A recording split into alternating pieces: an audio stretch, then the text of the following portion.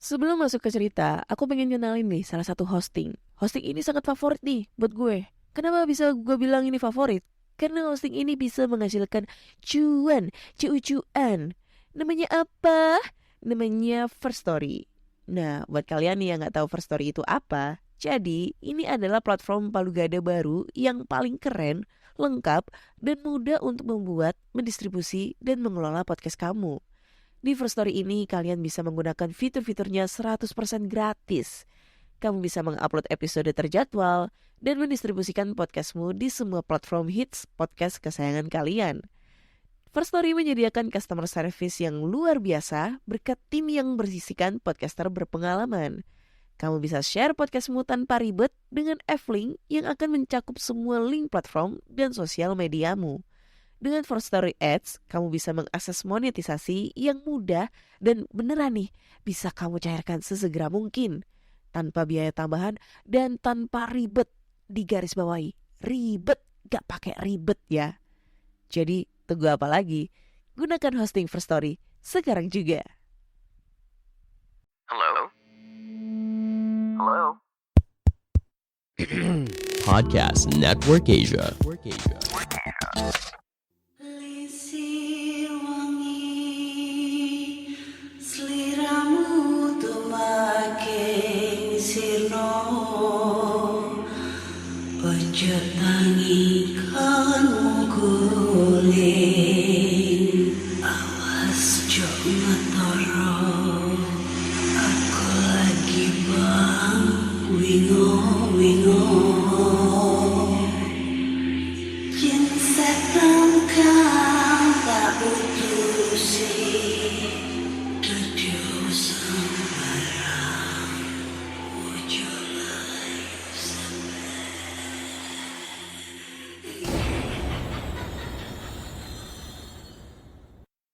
Hai Rek, ya apa kabar?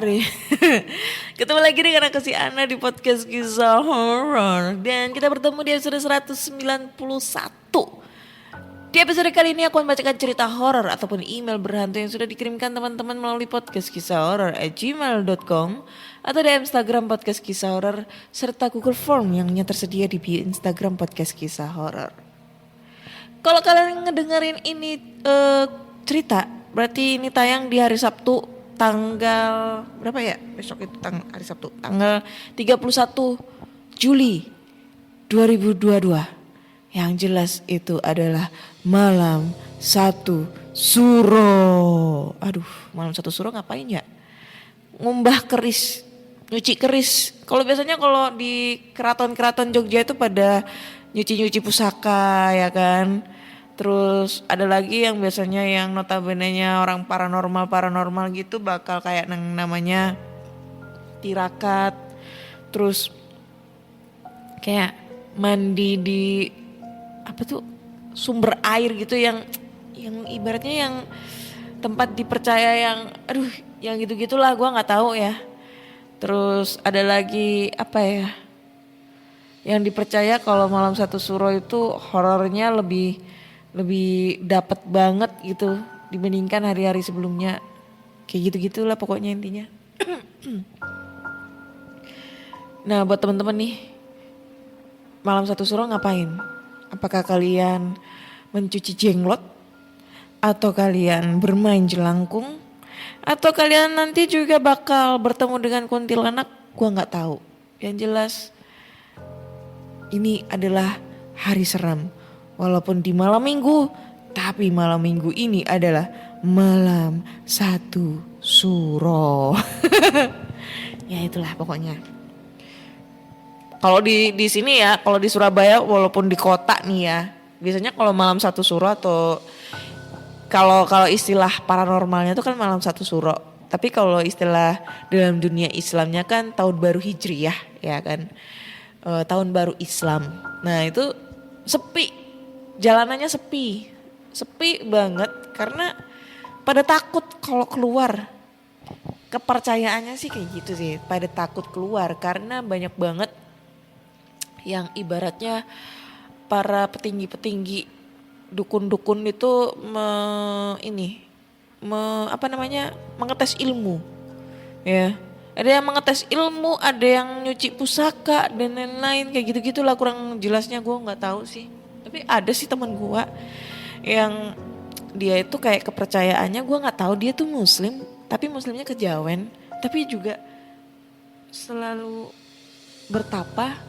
Terus kayak ada istiadatnya Hindu dan ada istiadatnya Buddha. Ya gue tahu sih, kita tuh warga Indonesia tidak mengenal maksudnya tidak membeda-bedakan budaya dan tidak membeda-bedakan agama. Cuma kalau misalnya Islam kejawen itu kayak gue tuh kayak bingung gitu loh. Dia nganutnya tuh kayak gimana? Kayak gitu. Nah itu biasanya dia bilang kalau biasanya malam satu suro itu dia bakal bertapa atau kayak berendam gitu di salah satu sumber air di daerah Pacet atau mana gitu, Delundung atau apa gue lupa, pokoknya daerah Mojokerto atau Pacet gitu, gue nggak tahu, pokoknya di situ. Terus dia akan ya pokoknya berendam selama semalaman, bertapa, terus abis itu dia bakal ya berdoa, ya kayak gitu-gitulah. Dan ya tujuannya katanya untuk membersihkan diri aja kayak gitu-gitu sih. Mungkin teman-teman ada yang punya kegiatan nih di malam satu suro, coba share ceritanya ke podcast Kisah Horor. Mungkin dalam malam satu suro kalian punya pengalaman apa gitu, dihantuin atau gimana. Yuk. Oke, jadi tanpa berbasa-basi lagi, langsung aja kita bacakan cerita horor. Dan cerita pertama ini datang dari Google Form lagi. Kita habiskan cerita di Google Form. Ini judulnya adalah Bertemu Jin Penunggu Jalan Tol. Om Swastiastu Kak Ana. Wih, dari Bali nih pasti. Salam kenal. Sebelumnya nama saya Koradita. Nama samaran. Ya, nama aslinya siapa sih? Oh iya, gua tahu nama aslinya. Gimana kabarnya Kak? Baik. Semoga kabarnya baik-baik saja dan cepat diberikan jodoh. Amin. Jadi cerita kali ini dialami langsung oleh kakak kandung saya. Dan kejadiannya terjadi di daerah Tol Balaraja ke arah Tangerang. Kakak kandung saya memang sering bolak-balik Tangerang Balaraja karena pacarnya tinggal di daerah Balaraja, yang kebetulan merupakan seorang pramugari maskapai pesawat terbang. Seperti biasa, kegiatan anak muda pada umumnya, mereka pergi berpacaran. Kakak saya otomatis harus menjemput pacarnya itu ke daerah Balaraja. Saat menjemput, tidak ada yang aneh dan semua berjalan dengan normal seperti hari-hari sebelumnya. Sampai pada akhirnya, mereka selesai berpergian dan kakak saya harus memulangkan kembali pacarnya itu ke daerah Balaraja. Setelah kakak saya sudah menurunkan pacarnya di sana, lalu pulanglah dia ke Tangerang via tol agar perjalanan dapat ditempuh dengan waktu yang singkat. Setelah keluar dari gerbang tol Balaraja, sekitar 1 kilometer dari gerbang tol, tiba-tiba mobilnya mati sendiri. FYI aja nih Kak, sebelum kejadian ini, mobil yang dipakai kakak saya itu sudah diservis seminggu sebelumnya. Jadi seperti ada yang janggal kalau mobil itu tiba-tiba mati mendadak. Kebetulan kakak saya termasuk orang yang tidak mengerti masalah mesin mobil matic. Jadi pada saat itu dia memang bingung harus berbuat apa. Awalnya kakak saya mencoba menghubungi papa saya di rumah. Akan tetapi tidak direspon oleh papa saya. Kebetulan pada saat itu saya sedang berada di rumah dan kakak saya berinisiatif untuk menelpon saya. Dengan harapan bahwa saya bisa memberikan info ke papa saya agar bisa membantu dan menghampiri dia yang sedang diam di bahu jalan tol itu. Akhirnya saya pun memberitahukan hal ini ke papa saya dan pada saat itu juga Kami langsung bergerak menuju bahu jalan tol di mana kakak saya mengalami mogok. Jalanlah saya dan papa saya menuju ke sana. Dan tidak sampai 5 menit di perjalanan, tiba-tiba kakak saya menelpon saya kembali dengan nada yang panik. Di telepon dia menyuruh saya dan papa saya agak sedikit mengebut agar bisa sampai di sana lebih cepat. Lalu setelah saya sampai di sana, saya melihat raut muka kakak saya yang sudah sedikit pucat. Awalnya saya bertanya ke kakak saya, ada apa tadi menyuruh kami berburu-buru sampai di sini? Menyuruh kami buru-buru sampai di sini. Gimana sih? Menyuruh kami buru-buru sampai di sini. Tapi dia diam saja, seolah-olah tidak mau menceritakan kejadian tadi di tempat tersebut. Singkat cerita berhasil dinyalakan dan anehnya tidak ada kerusakan di mesin seperti yang dikatakan oleh kakak saya.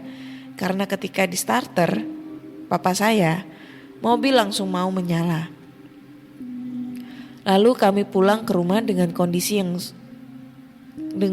saya yang mengendarai mobil yang tadinya mogok tersebut dan kakak saya yang menumpang papa saya. Karena papa saya tahu kakak saya mukanya sudah pucat. Sesampainya di rumah, barulah kakak saya menceritakan apa yang sebenarnya terjadi pada saat dia menelpon saya dengan nada panik. Usut punya usut, waktu itu dia sedang menunggu kami di bahu jalan tol. Yang memang kondisinya pada saat itu gelap karena hanya cahaya dari mobil yang lewat saja yang membuat jalan itu menjadi terang. Kebetulan sebelahnya itu merupakan lahan kosong yang ditumbuhi rumput-rumput tinggi atau ilalang. Dari kejauhan muncullah sesosok manusia.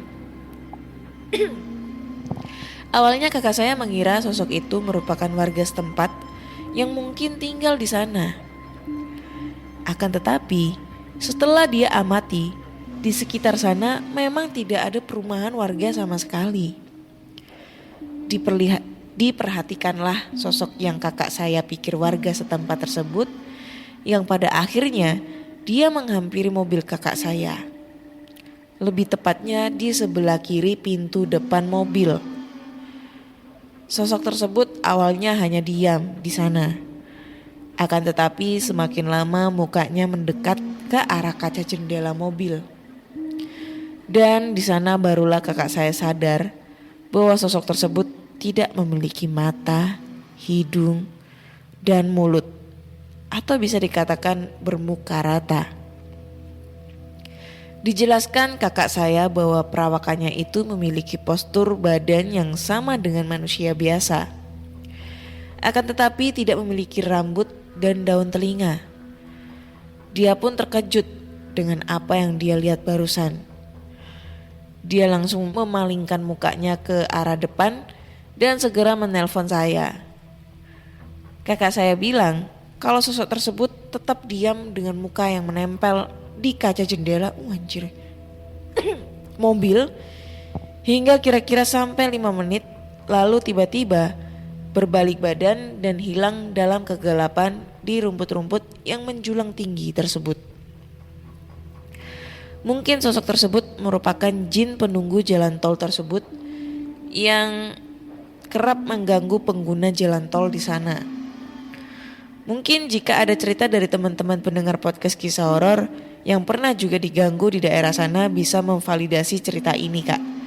Sekian Kak cerita dari saya, semoga bisa menambah dosis horor harian Kak Ana dan teman-teman sekalian. Kurang lebihnya saya minta maaf kalau ada penulisan yang kurang dimengerti atau kata-kata yang tidak bisa dipahami. Terima kasih Kak Ana, sukses dan jangan galau terus ya. Santi Om. Santi Om. Ya, ngingetin mantan gua nih yang 3,5 tahun beda agama, anjir. Gue pernah pacaran sama mantan gue 3,5 tahun mau nikah tapi terhalang karena keyakinan. Dia Hindu, saya Muslim. Anjay, sakit banget rasanya. Oke, balik ke topik, jangan curhat. Hantu penunggu tol, jin penunggu tol. tuh emang kalau yang namanya jalan tol itu di mana-mana emang nggak ada kata nggak serem, pasti serem. Karena gue juga sehari-hari, ya nggak sehari-hari sih, karena emang kalau tiap hari nggak, ya pokoknya intinya setiap hari nggak pakai mobil lah. Alhamdulillah. Dan nggak setiap hari juga lewat jalan tol. Tapi kalau setiap gue perjalanan jauh nih ya, antara kalau mau ke Jogja, ke Semarang, ke Kediri, kemanapun itu, ke Malang. Kalau setiap gue lewat jalan tol sendirian nih, dalam posisi gue nyetir sendirian dan itu posisinya juga malam, itu kayak sedikit was-was. Yang gue takutin was-was pertama adalah, yang paling utama adalah kalau misalnya ada hewan yang lewat tiba-tiba, seperti kayak kucing atau hewan lainnya. Itu gue yang paling takutin. Selain gue takut nabrak, selain itu juga gue gak tega kalau ada kucing yang kelindes. Gue bolak-balik di jalan tol itu nemuin banyak banget, aduh sumpah sedih gue tuh. Karena gue juga pecinta kucing ya, gue punya kucing di rumah tuh ada 3. Gue suka sedih kalau misalnya di jalan tol itu ada kucing yang tertabrak sampai kelindes truk, terus sampai penyet gitu kan, gue sedih banget. Sebenarnya pengen sih untuk berusaha untuk memindahkan itu jasadnya gitu ke tempat yang layak, apalagi yang kucing barusan tertabrak gitu. Gue pengen banget, tapi posisinya di jalan tol yang kita tahu tuh. Jalan tol itu kalau di daerah Jawa Timur itu tolnya itu rame banget, ya kan? Dan di jalan tol itu kita sebenarnya nggak boleh berhenti kalau tidak ada kejadian darurat. Kalau misalnya gue ngambil itu bangkai kucing di posisinya itu di tengah jalan, yang ada gue juga yang mati di situ cuy. Tertabrak gitu ya. Jadi gue suka sedih, miris. Itu yang gue hindarin pertama. Yang kedua, orang. Karena banyak banget tuh kayak sebenarnya sih di jalan tol itu, kalau jalan-jalan tol yang deket sama pintu gate keluar itu ya, itu biasanya itu deket sama pemukiman warga. Biasanya kayak gitu. Deket banget. Nah gue takutnya itu pada saat ya ada bajing loncat atau apa gitu. Maksudnya dalam bajing loncat itu kayak orang yang sengaja malak di pinggir tol kayak gitu-gitu. Nah itu gue takut tuh. Terus yang berikutnya adalah ya itu tadi, setan. Gue takutnya itu bukan pas lewat di depan, tapi gue takutnya itu pas berada duduk di posisi belakang kayak gitu-gitu. Nah itu biasanya yang gue takutin tuh, yang suka gue parno itu pada saat gue nyetir, gue selalu ngelihat posisi belakang lewat kaca tengah, kaca depan tuh ya, kaca yang ada di atas itu kalau kalian nggak tahu. Nah itu gue suka ngeliat gitu ke belakang kalau pas posisi nyetir. Takutnya tuh ada yang ngikut gitu di belakang. Anjir kan serem anjay. Tapi kan gue nggak bisa lihat. Jadi gue nggak tahu tuh pada saat gue nyetir ngikut apa enggak kayak gitu. Itu. Tapi ya kurang lebih selebihnya juga gue takutnya ya terjadi sesuatu hal yang tidak diinginkan, seperti kayak kecelakaan atau lain-lain kayak gitu ya. Kayak kemarin baru kemarin tuh kakaknya teman aku ya, beliau meninggal kecelakaan tol di daerah Pasuruan yang aduh, padahal itu kecelakaan tunggal gitu tapi sampai parah gitu. Ya semoga amal ibadahnya diterima di sisi Allah Subhanahu wa taala. Jadi buat teman-teman semua nih, entah itu pengendara di tol, pengendara mobil yang lewat jalan tol atau jalan raya ataupun naik sepeda motor, kalian tetap berhati-hati. Gak usah ngelamun, gak usah terlalu banyak main handphone, gak usah terlalu begejekan. Pokoknya fokus di jalan. Jangan sampai hal yang tidak diinginkan terjadi. Karena ada keluarga tersayang yang lagi nunggu di rumah. Oke? Next, lanjut ke cerita berikutnya. Cerita terakhir nih, karena kita cuma ada 2 cerita aja nih ya. Cerita berikutnya ini berjudul Gaman. Hai Kak Ana, perkenalkan nama aku Rudy. Jadi judul cerita aku kali ini adalah Gaman. Saya nggak tahu deskripsi pasti dari benda ini.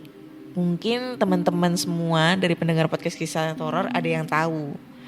Namun dari yang saya ketahui, gaman itu sejenis jin yang diikat paksa melalui suatu medium guna melancarkan suatu niat buruk. Jadi, zaman saya SD, ada tetangga saya yang gemar memelihara binatang aduan. Mulai dari ayam, ikan cupang, sampai burung dara. Saat itu judi burung dara merupakan aset kampung yang lumayan besar. Apalagi dengan adanya lapangan untuk lepas landas. Persaingan yang ketat sering membuat orang ingin bermain curang. Saat itu tetangga saya, sebut saja Klepon, punya nama bagus di kalangan penjudi burung. Burung yang diternak oleh Klepon dan bapaknya kerap membawa kemenangan, hingga membuat kompetitor menjadi iri. Siang itu saya main ke rumah si Klepon, lebih tepatnya rumah kakeknya. Dia sedang menyembelih burung dara. Saya pun membantu sedikit, dengan iming-iming bakal diberi sedikit dagingnya. Lalu iseng-iseng saya bertanya, "Loh, kok disembelih? Biasanya kan bakal diadu." "Aslinya sih, tapi karena sakit parah, daripada mati disembelih aja," jawab si Klepon. Saat itu dia curhat soal cerita kakeknya. Jadi burung dara ini tiap malam kayak diganggu, gaduh sendiri.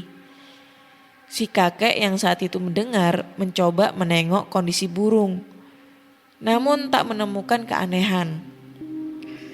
Kejadian itu berselang selama seminggu, hingga burung itu jadi sakit karena kurang istirahat.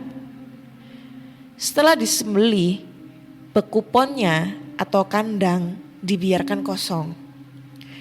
Malamnya setelah disembelih, pintu rumah kakek Klepon diketuk-ketuk. Saat dilihat, gak ada orang sama sekali.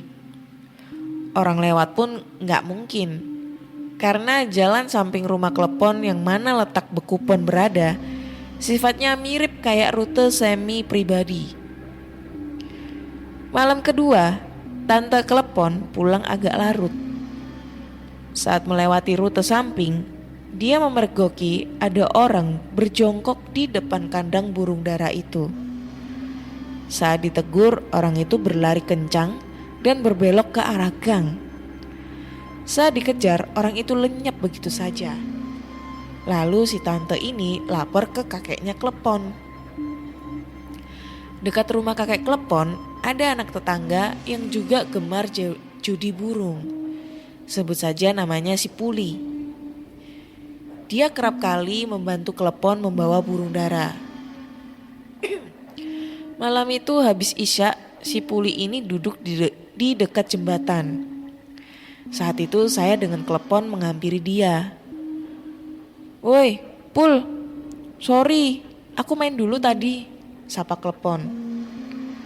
"Pon, jangan pulang ke kakekmu dulu, Pon, gawat," ujar Puli dengan wajah pucat. "Lah, kenapa Pul?" tanya Klepon. Akhirnya si Puli cerita. Tadi dia main ke rumah Klepon. Kata ibunya keluar, suruh nyari ke rumah kakeknya. Si Puli pun melesat lewat jalan samping. Saat tiba di lokasi, ada orang jongkok di depan kandang burung kosong. Si Puli coba menyapa orang itu. Lalu orang itu berdiri menghadap Puli. Mata orang itu menyala dan tampak rahang bawahnya bergelantungan. Si Puli tercekat, mau lari tapi gak bisa. Orang itu lantas mengangkat tangan dan menunjukkan tangannya yang setengah dagingnya sudah meleleh. Anjir, tampak cuma tulangnya saja. Aduh, merinding cuy. Saat hampir kehilangan kesadaran, pintu rumah kakek Klepon terbuka. Nenek Klepon muncul dan menegur si Puli. Bukannya menjawab teguran, si Puli malah kabur. Setelah itu dia menunggu klepon di jembatan. 2 hari kemudian kakek klepon dapat kabar dari warga. Mereka kerap kali melihat orang mondar-mandir di jalan samping rumah kakek klepon. Kadang terdengar suara seperti orang menangis, kadang seperti orang merintih. Kabar itu pun sampai di telinga bapak klepon. Kayak makanan aja nih bikin gue lapar, klepon mulu. Akhirnya beliau mencoba menjebak orang itu. Setelah semalaman ditunggu di persembunyian, tak kunjung muncul orang itu. Suatu siang, bapak klepon kedatangan tamu. Orang itu bilang kalau bisnisnya ada yang ganggu. Rupanya orang ini semacam paranormal. Orang itu menyuruh membongkar kandang burung yang sekarang. Sorenya kandang burung itu dibongkar. Di dalamnya terdapat sebuah bungkusan berwarna coklat. Saat dibuka isinya jari kelingking manusia. Anjir. Karena gak tahu punya siapa, maka dibikinkan kapal-kapalan. Lalu dihanyutkan di sungai. Saya yang bikin kapalnya saat itu. Aduh. Setelah itu kandang dibangun lagi dan peternakan kembali berlanjut. Saat itu bapak klepon bercerita ke wasit judi yang notabene teman satu kampung. Kata wasit itu, dia tahu pelakunya. Dulu juga ada yang dipasangi. Bahkan kandangnya sampai terbelah. Kebetulan juga saat itu ada korban lain yang dikerjai pelaku. Akhirnya bapak klepon dan korban itu kerjasama membalas si pelaku. Sama seperti sebelumnya, kali ini juga ditemukan jari manusia. Lalu oleh bapak klepon diberikan ke temannya yang ngerti. Kalau gak salah waktu itu direndam air garam yang didoakan. Lupa deh saya. Sudah seminggu ada orang yang absen. Saat ditanya ke anaknya, katanya bapaknya lagi dinas di luar kota. Lalu suatu sore ada tamu yang bertandang ke rumah bapak klepon. Dialah pelaku pengiriman gaman. Orang itu ngasih oleh-oleh sambil dia minta bendanya dibalikin. Bapak klepon hampir saja naik pitam. Untung sempat ditahan dan bilang kalau sudah dihanyutkan ke sungai. Besoknya, korban yang satunya cerita kalau si pelaku minta untuk dibalikin kirimannya. Korban itu minta tebusan setara burung darahnya yang mati. Si pelaku bercerita, gamannya balik nyerang dia. Waktu itu malam-malam di dalam kamarnya keluar asap hitam dan bau busuk terbakar. Saat itu asap berkumpul dan menjadi wujud si mayat yang jarinya dia curi. Sudah berhari-hari akhirnya dia berobat ke tempat lain. Kata dukunnya disuruh minta maaf dan minta kirimannya dibalikin. Dengan berat hati si pelaku akhirnya mengunjungi para korbannya. Sempat dengar dari klepon kalau orang itu masuk penjara karena tertangkap pas ada gerebekan dulu. Sekian cerita dari aku, Kak. Banjir, serem ini, sumpah. Jujur gue agak sedikit merinding. Cuma gue sekarang lagi sekarang berasa lapar ya. Karena bolak-balik ngomongin klepon, anjir lapar banget. Lama banget gue gak pernah makan klepon. Ini buat teman-teman yang gak tahu klepon itu apa. Jadi klepon adalah kayak makanan ijo-ijo gitu dari tepung beras. Di dalamnya itu ada gula merah yang meleleh. Terus nanti dibikin bulat-bulat kecil, terus di atasnya dikasih kelapa. Nah itu namanya klepon. Gitu, enak banget sumpah kalau anget-anget. Tapi ini kalau gaman gue tuh pernah tahu. Kayak gaman itu, kalau setauku gaman itu kayak pegangan gitu. Sesuatu pegangan, tapi pegangan gaib gitu loh. Pegangan gaib buat orang yang ya mungkin yang diganggu atau mungkin buat nangkal supaya kebal kayak gitu-gitulah apa segala macam kayak gitu. Nah itu namanya gaman kalau di tempatku sih. Tapi kalau di tempatnya si Klepon katanya si Rudy itu gaman itu sebuah benda yang tujuannya untuk hal yang tidak baik. Dan ini sumpah, ini apa ya, si pelaku ini kayak nggak punya akal dan pikiran gitu loh. Dia membuat suatu hal buruk, membuat gaman, tapi menggunakan jari kelingking manusia cuy. Yang jelas-jelas dia pasti nyuri di kuburan. Ini akal otaknya taruh mana coba ya.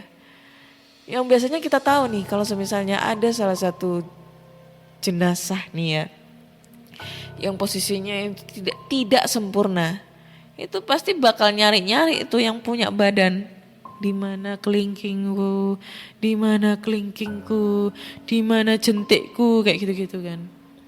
Kayak gitu cuy. Aduh, cuma gara-gara supaya ini ya, buat ngalahin si Klepon supaya adu burung daranya itu kalah. Kalau di sini di daerah rumahku adu burung dara masih ada.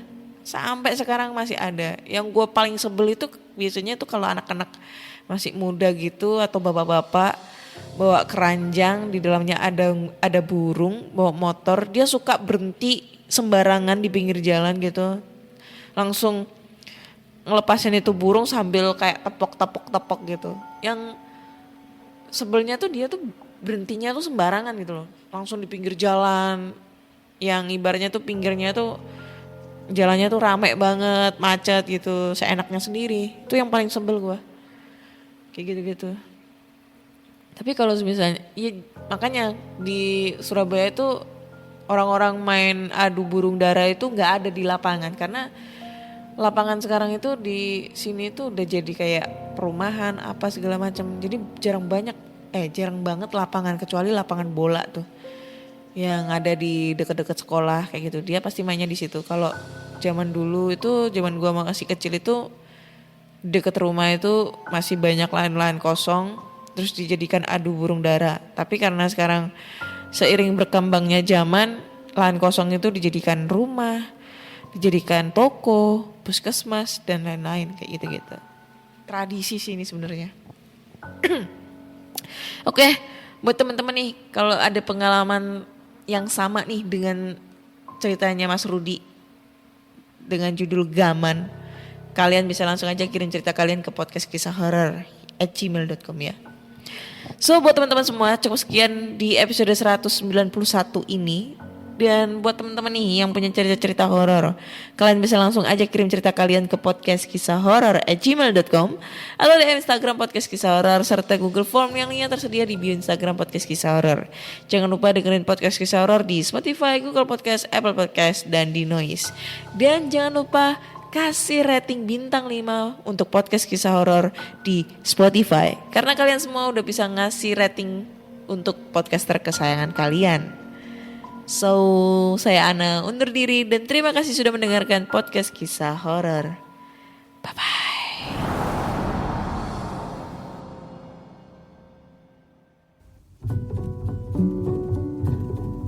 Pandangan dan opini yang disampaikan oleh kreator podcast, host, dan tamu tidak mencerminkan kebijakan resmi dan bagian dari Podcast Network Asia.